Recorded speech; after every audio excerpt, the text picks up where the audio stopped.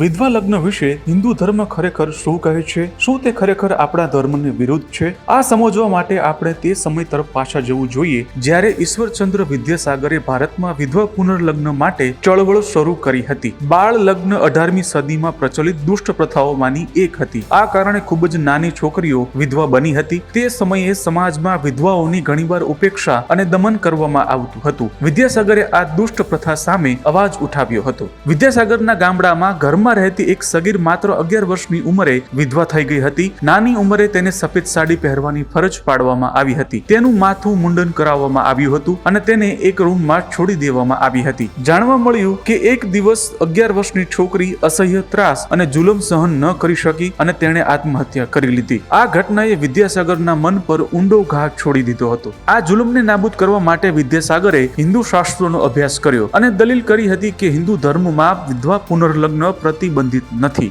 ઉદાહરણ તરીકે તેમણે મહાભારતની વાર્તા ટાંકી. અર્જુને વિધવા નાગ કન્યા સાથે લગ્ન કર્યા. ઐરાવતની પુત્રી ઉપાલી સાથે અર્જુનના લગ્ન વિધવા પુનર્લગ્નને સમર્થન આપે છે. વિદ્યાસાગરે પ્રાચીન શાસ્ત્રોનું સંશોધન કર્યું અને સાબિત કર્યું કે વિધવા પુનર્લગ્ન હિન્દુ ધર્મની વિરુદ્ધ નથી. હિન્દુ પુનર્લગ્ન કાયદાને પ્રથમ વ્યવહારુ ઉપયોગ ઈશ્વરચંદ્ર વિદ્યાસાગરની પહેલ, હાજરી અને દેખરેખ હેઠળ થયો હતો. 1856માં હિન્દુ વિધવા પુનર્લગ્ન કાયદો પસાર કરવામાં આવ્યો, જેણે ઈસ્ટ ઇન્ડિયા કંપનીના શાસન હેઠળ ભારતમાં તમામ ન્યાય પ્રણાલીઓમાં વિધવાઓના પુનર્લગ્નને કાયદેસર બનાવ્યો. 7 ડિસેમ્બર 1856ના રોજ વિદ્યાસાગરના કહેવાતી 11 વર્ષની વિધવા કાલીમતીના લગ્ન સંસ્કૃત કોલેજના પ્રોફેસર શ્રી સચંદ્ર વિદ્યારત્ન સાથે કરવામાં આવ્યા. કાલીમતીના પ્રથમ લગ્ન ફક્ત 4 વર્ષની ઉંમરે થયા હતા અને 6 વર્ષની ઉંમરે તે વિધવા બની. કાલી પ્રસન્ન સિંહ, રામપ્રસાદ રોય, પાર્યચંદ મિત્રા, રામગોપાલ ઘોષ અને અન્ય ઘણા લોકોની હાજરીમાં વિદ્યાસાગરે ઉભા થઈને કન્યાની માતા લક્ષ્મી દેવી દ્વારા પોતાની પુત્રીનું કન્યાદાન કરાવ્યું.